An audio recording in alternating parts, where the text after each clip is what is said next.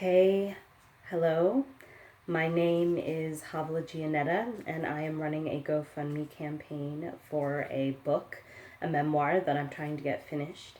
And I promised that I would provide 2 readings per week. So this is my second one. It's excerpt number 2. And it's a short one tonight. It's from chapter 2, just a kind of memory of when I was 3 years old and awakened to the idea of race. My dad is black, my mom is white. I thought being part of a kind of multicolored family was normal. And when I had this experience, I realized that it wasn't, and how differently other people saw me. And the theme of race is something that kind of snowballs through the book, especially into adulthood and how it's perceived in the States and abroad. And just so you know, I begin every excerpt with a quote. So let's begin.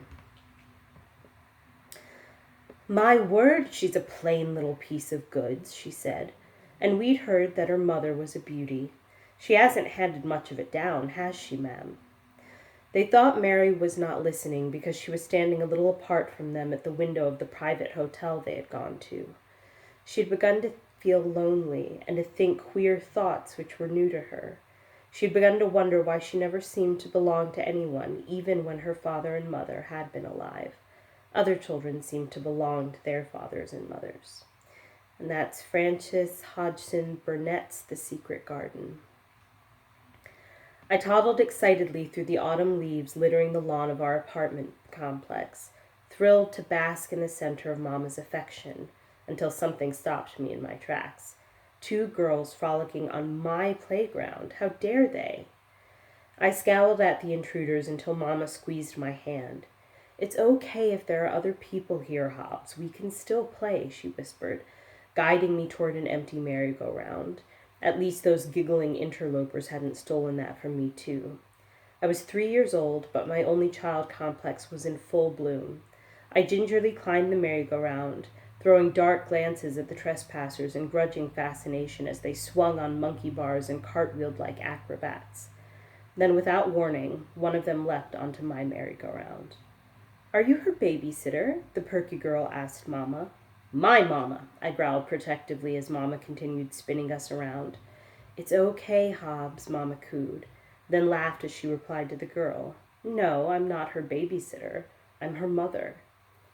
"You're her mother?" the intruder repeated, looking back and forth between us in shock.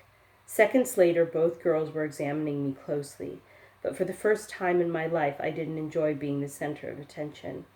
I was a delectable baby, with a pink pout, glossy obsidian locks, and plump cheeks that begged, "Kiss me." I was used to people walking up to Mama so they could fawn over me and call me a living Cupid doll, but neither girl remarked on how gorgeous I was, which, I'd assumed, was the only thing strangers had to say to me. Instead, they seemed unable to find any resemblance between me and the slender white woman who claimed to be mine. We were spinning too fast now. I beckoned Mama for help, almost losing my grip on the metal handle while the older girl opened her mouth in protest. "But I don't. My husband is black," Mama interrupted smoothly. "My skin is really light and his is really dark. So when we had a baby, Havilah is her name." Mama winked at me while the girls cocked their heads at the foreign word. Her skin tone came out right in the middle. "You came out just right, didn't you, girlie?" The girls squinted at me, clearly not sold on Mama's outlandish explanation of phenotypes. After a few minutes, they lost interest and went back to bouncing around on the playground, leaving me distraught as I spun alone on the cold, ribbed metal. Until that day, I'd imagined that everybody came in their own individual color. I wouldn't have been too surprised to meet a family in varying shades of blue. The only parents I'd really paid attention to were my own, so resemblance didn't mean much to me.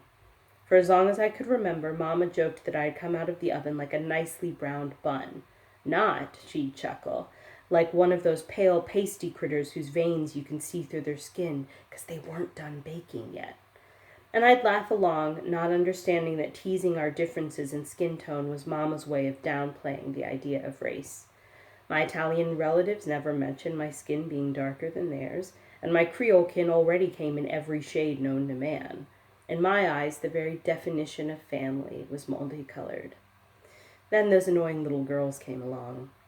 As I watched them from my merry-go-round, it occurred to me that, although their hair was blonde, they looked a great deal more like Mama than I did. Was that important? Would a stranger be more likely to think that they were her daughters? Even though Mama showered me with affection, the disbelief on the girls' faces sowed seeds of doubt in my mind. For the first time, I questioned how fond Mama could be of a child who looked so unlike her.